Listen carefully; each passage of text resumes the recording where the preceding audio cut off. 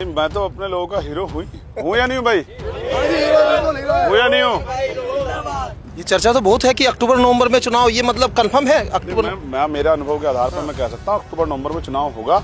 सूर्या चौहान जिसकी हत्या हुई, असद ने हत्या की, आपने उसको इनकाउंटर कर दिया, बहुत सही बात है। अपराधियों का इनकाउंटर होना चाहिए, बिल्कुल किसी भी कीमत पे अपराधियों को छूट नहीं मिलनी चाहिए। उसके घर पे आप बुलडोजर भी चला रहे हैं, लेकिन वहीं त्यागी की भी हत्या हुई है, गोपाल शर्मा की भी हत्या हुई, उनके घर बुलडोजर क्यों नहीं गया आपका? मुस्लिम वोटर्स है, वो समाजवादी पार्टी के साथ भी रहा, कांग्रेस के साथ भी रहा। अब जो लोग नजर देख रहे हैं कि दलित मुस्लिम समीकरण कहीं अगर बनता है आप लोगों के साथ में, एक भरोसे की बात है, वो कैसे भरोसा जो है उनके बीच बनाया जाएगा? अभी मैं जन जी को समझा रहा हूँ, आजाद समाज पार्टी के साथ चलो, आपकी सारी समस्या हल हो जाएगी। योगी आदित्यनाथ के बाद आपको मुख्यमंत्री कुर्सी पर आपको लगता है कि आप बैठने वाले? दोस्तों नमस्कार, स्वागत आपका न्यूज 80 पर। मैं हूं आपके साथ राहुल राणा। आज तीसरा दिन चंद्रशेखर आजाद की सत्ता परिवर्तन यात्रा को, और बिजनौर से शुरू होकर मेरठ और उसके बाद आज शामली में पहुंची है। सत्ता परिवर्तन से क्या बदलाव 2027 के चुनाव तक आता दिखाई देगा, और सत्ता परिवर्तन की आज यात्रा की जरूरत क्यों आन पड़ी, तमाम सवाल समझेंगे। क्योंकि जैसे जैसे दिन बढ़ रहे हैं, कारवां भी चंद्रशेखर आजाद की इस यात्रा के दौरान बढ़ता हुआ दिखाई दे रहा है। शुरुआत चंद्रशेखर भाई, आपको बहुत बधाई, क्योंकि आप जितनी मेहनत कड़ी धूप में कर रहे हैं, मुझे लग रहा है आपके जो साथ में लोग कार्यकर्ता है ना, वो भी आपसे कम नहीं लगते। नहीं, कम नहीं है, मैं भी तो इनमें से एक ही हूँ भाई। मैं भी आजाद समाज पार्टी कार्यकर्ता हूँ। मुझे मेरी जिम्मेदारी थोड़ी सी बढ़ा रखी है, लेकिन है तो हम लोग सब कार्यकर्ता ही। और देखिए, मेरा काम तो दिखता है, ये काम तो असल यही करते हैं, दिन रात मेहनत यही करते हैं, लोगों को यही जुटाते हैं, संघर्ष यही करते हैं, हर मामले पर अन्य अत्याचार पे खड़े यही होते हैं, आवाज़ यही बनते हैं, हर मेरी द्वारा कही गई एक एक बात को घर घर तक पहुँचाने का काम यही करते हैं। तो ये मेरे आँख नाक कान हाथ पैर हैं, मैं तो इनके बिना कुछ भी नहीं हूँ। अगर मुझे घमंड हो जाए कि मैं ही सब कुछ हूँ, तो ये तो बेवकूफ़ी है। ये हैं तो मैं हूँ, ये ना होते तो मैं भी नहीं होता। इनकी मेहनत, आज़ाद समाज पार्टी का जो है कुशल जो है, जो विजन है, और भीम आर्मी का संघर्ष है, इसी से हम लोग लगातार आगे बढ़ रहे हैं। और मैं धन्यवाद दूंगा अपने आखिरी कार्यकर्ता को भी, जो लोग लगातार मेहनत कर रहे हैं, और उनकी मेहनत के कारण आज आज़ाद समाज पार्टी लगातार इस भयंकर गर्मी में, जहां टेम्परेचर 45-46 डिग्री है, 47 डिग्री तक, वहाँ अगर आज़ाद समाज पार्टी के नौजवान सड़क पर निकल आए, माएँ बहनें बड़े बुजुर्ग, तो ये उत्साह है। देखिए, कोई भी वही पार्टी आगे बढ़ती है, वही पार्टी रिजल्ट हासिल करती है जिसके कार्यकर्ताओं में उत्साह होता है। अगर इस गर्मी में कार्यकर्ता जुट रहा है तो इसका मतलब उनके अंदर उत्साह है। इसी उत्साह से जो है ये परिणाम में बदलेगा उत्साह। कुछ लोग तो हिम्मत हार के बैठे हुए हैं, उन्हें भी नहीं पता अक्टूबर नवंबर में चुनाव है। वो जितना चुनाव में आएंगे, इतना तो हम लोग एक एक गली गली घुमाएंगे हमारे लोग, और लोगों को तैयार कर देंगे, तो रिजल्ट हमारे फेवर में आएगा, भरोसा है। ये चर्चा तो बहुत है कि अक्टूबर नवंबर में चुनाव, ये मतलब कंफर्म है अक्टूबर? मैं मेरे अनुभव के आधार पर मैं कह सकता हूँ अक्टूबर नवंबर में चुनाव होगा। क्योंकि पंचायत चुनाव नहीं कराया सरकार ने, और दोबारा 6 महीने गाइडलाइन है, तो पंचायत चुनाव नहीं कराया, क्योंकि पंचायत चुनाव में धांधली करते तो लोगों में आक्रोश पैदा होता। उस आक्रोश से बचने के लिए, जनमत का उन्हें पता है कि जनमत उनके खिलाफ है, इसलिए उन्होंने पंचायत चुनाव ना करा के सीधे से विधानसभा चुनाव को जल्दी कराने का निर्णय ले लिया। इंटरनल हम भी सिस्टम में रहते हैं, हमें पता है कि क्या हो रहा है, तो इसलिए हमने अपनी तैयारी को जमीन पर और मजबूत कर लिया है कि हम कोई मौका ही नहीं छोड़ेंगे कि हमारी कार्यकर्ता पीछे रह जाए, हमारी पार्टी पीछे रह जाए। एक सवाल भाई ये उठ रहा है, जब बिजनौर में आपने शुरू की यात्रा, तो ऐसा लगा कि आपको यात्रा करने नहीं देंगे, रोक देंगे, लेकिन जब यात्रा रोकने की कोशिश की, आप लोग फिर यात्रा लेकर निकले। ऐसा भी लोग कह रहे हैं कि इस यात्रा को रोकने के जो मंशा थी, वो प्रशासन की तो पूरी नहीं हुई, लेकिन आप हीरो जरूर बन गए अपने लोगों के बीच। नहीं, मैं तो अपने लोगों का हीरो हूँ या नहीं हूँ भाई? हूँ या नहीं हूँ? देखो, पहली बात तो बात हीरो की है ही नहीं। जो आप ये देखोगे ना, कभी जो जल है और उसको रोक दिया जाए तो वो अपना रास्ता कहीं ना कहीं से बना लेता है। ये लोग भी बहुत लंबे समय से 2012 के बाद अब तक जकड़न महसूस कर रहे हैं। 2022 से पहले इनके पास विकल्प की कमी थी, 2022 में विकल्प आया। 2024 में इनके साथ समस्या थी किसको दे किसको ना दे, लेकिन 2024 के बाद तस्वीर साफ हो गई कि आज़ाद समाज पार्टी ताकत में आ रही है। आज़ाद समाज पार्टी को अवसर मिलना चाहिए, आज़ाद समाज पार्टी को हमें आगे बढ़ाना चाहिए। इस वजह से समाज में एकजुटता पैदा हुई है। जब समाज एकजुट हो गया तो उनको देख के सभी समाजों में भाईचारा पैदा हो रहा है। और मैं फिर कह रहा हूँ, जो जिन विजन पे, जिन उद्देश्यों पे हम लोग काम करें, चाहे वो शिक्षा हो, चाहे वो हेल्थ हो, चाहे वो रोजगार हो, चाहे कानून व्यवस्था, वो सभी के लिए, वो हर वर्ग को, हर व्यक्ति को प्रभावित करेगी। मेरी बात को आप याद रखना। देखो, सारी पार्टियां थी, कोई नहीं क्यों नहीं लाया कक्षा 1 से 12 तक की पढ़ाई मुक्त करने का विजन। मैं तो कह रहा हूँ ना, और ताकत बढ़ा दो।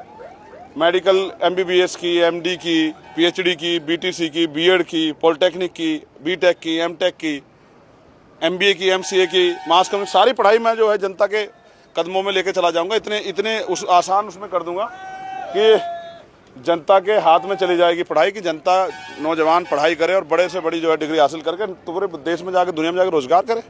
ये समय डिजिटलाइजेशन का समय है, डिजिटल हो रही है पूरी दुनिया। ऐसे में जरूरत है कि भारत में रोजगार करने हैं।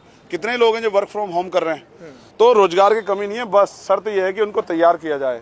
रोजगार की कमी नहीं है, देश में रोजगार की कोई कमी नहीं है, लेकिन सरकार देना नहीं चाहती। चंद्रशेखर भाई, आपने अपना घोषणा बैकलॉग बाकी है, एक एक प्रदेश में 10-10 लाख का बैकलॉग बाकी है। आपको दो ना नौकरियां, लेकिन आप देना नहीं चाहते क्योंकि आपके निष्ठा नौजवानों के खिलाफ साथ नहीं है।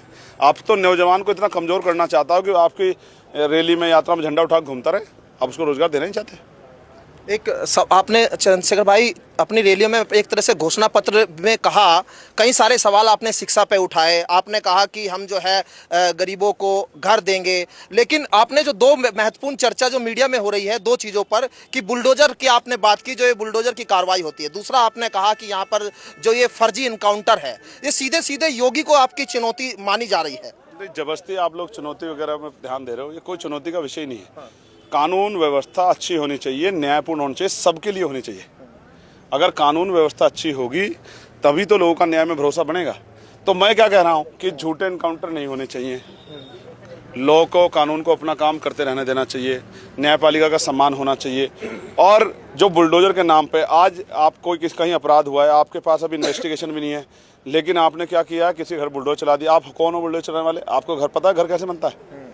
तो आपका बुलडोजर जाति धर्म देख के क्यों चल रहा है? आपने सूर्या चौहान जिसकी हत्या हुई, असद ने हत्या की, आपने उसको इनकाउंटर कर दिया, बहुत सही बात है। अपराधियों का इनकाउंटर होना चाहिए, बिल्कुल किसी भी कीमत पे अपराधियों को छूट नहीं मिलनी चाहिए। उसके घर पे आप बुलडोजर भी चला रहे हैं, लेकिन वहीं त्यागी की भी हत्या हुई है, गोपाल शर्मा की भी हत्या हुई, उनके घर बुलडोजर क्यों नहीं गया आपका? मैं बुलडोजर का विरोधी हूँ पूर्ण रूप से, लेकिन आपकी कार्रवाई पक्षपातपूर्ण है, इसलिए हम आपसे सवाल कर रहे हैं कि आपके झूठे बुलडोजर को हम लोग दफन करके छोड़ेंगे। इसमें टायर भी नहीं है आपके बुलडोजर में, तो इसे जमीन में इतने नीचे धांस देंगे कि ऊपर निकल के नहीं आ पाएगा।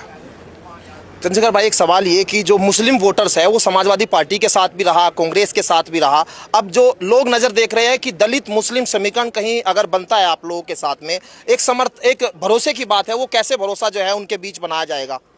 देखिए, भरोसा उनको है। पूरे देश में कहीं भी अन्याय होता है मुस्लिम समाज पे या उनके अधिकारों पे हमला होता है, तो अकेली चंद्रशेखर आज़ाद की आवाज़ पार्लियामेंट में सुनाई देती है और सड़क पर सुनाई देती है।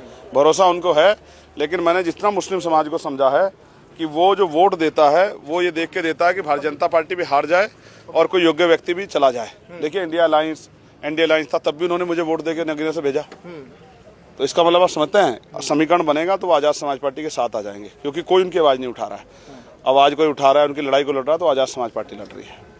अब देख लेना मेरी बात को, आज कह रहा हूँ मैं, आप कहीं मत जाओ ना, आप शामली देख लेना, आप मुजफ्फरनगर देख लेना, आप बिजनौर देख लेना, अमरोहा संभल देख लेना, बागपत देख लेना, सहारनपुर देख लेना, आज देख लो, या जैसा मैं नगीना में गया था चुनाव के बाद देख लेना। यहाँ भारतीय जनता पार्टी का विकल्प अगर कोई है तो आज़ाद समाज पार्टी काशीराम है, जिसके पास मजबूत वोट बैंक है, और अगर प्लस होते ही समीकरण सही बन जाए तो रिजल्ट भारतीय जनता पार्टी के विरोध में, यानी कि भारतीय जनता पार्टी को हराने वाला होगा। एक जैसे पश्चिम में आपका जो रणनीति दिखाई दे रही है, अवध की बात करें, बुंदेलखंड, उधर पूर्वांचल में, क्या वो रणनीति सेम रहेगी? कुछ बदलाव उधर आपको क्या दिख रहा है? देश ने 2013 में बड़े नारे लगे, Gujarat model, Gujarat model, Gujarat. Gujarat model से क्या हुआ? जो सरकारी संपत्तियाँ थी वो बेच दी गई, उनका निजीकरण हो गया, वो प्राइवेट सेक्टर की भेंट चढ़ गई, करोड़ों नौकरियाँ खत्म हो गई हैं, करोड़ों लोगों के पास जो ज़मीनें चली गई हैं, बस 5 किलो राशन मिल रहा है।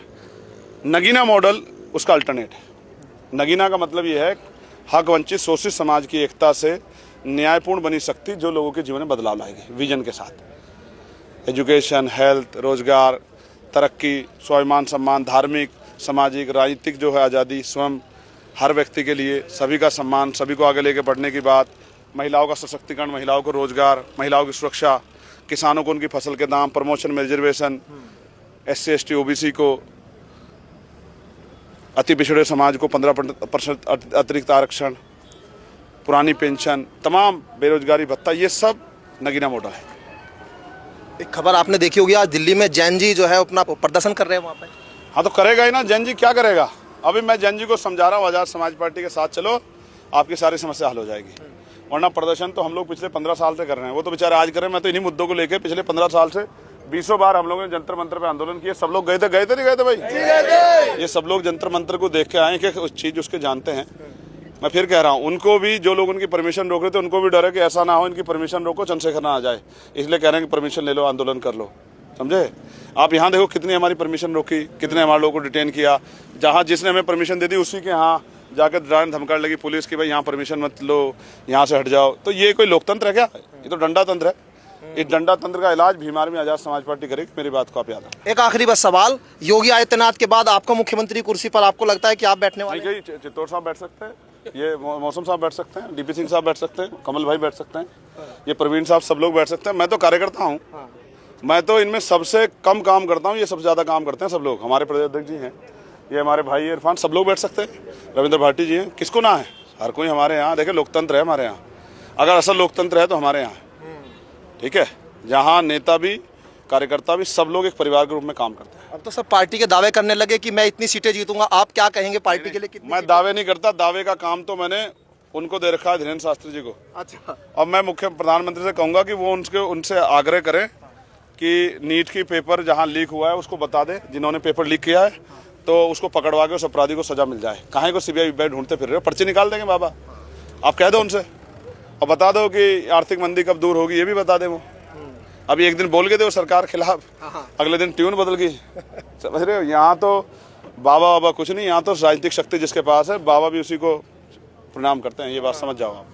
धन्यवाद आपका, बहुत शुक्रिया बातचीत करने के लिए। और चंद्रशेखर भाई, अब जो है यहाँ पश्चिम में आप देखिए ये जो पड़ाव है वो आगे बढ़ने जा रहा है और यहाँ पर अब कार्यकर्ताओं में जोश है पूरी तरह से दिखाई दे रहा है। अब चंद्रशेखर आजाद की जो यात्रा है वो आगे यहाँ पर किस तरह से जो रंग लाएगी, क्या उसका 2027 में बदलाव उससे होने वाला है, वो आने वाले दिनों में तय होगा। लेकिन अब साफ है जो समर्थक है उनमें एक जोश नजर आ रहा है। वीडियो जर्नलिस्ट गौरव राठी के साथ मैं राहुल राणा, न्यूज़ 18 शामली।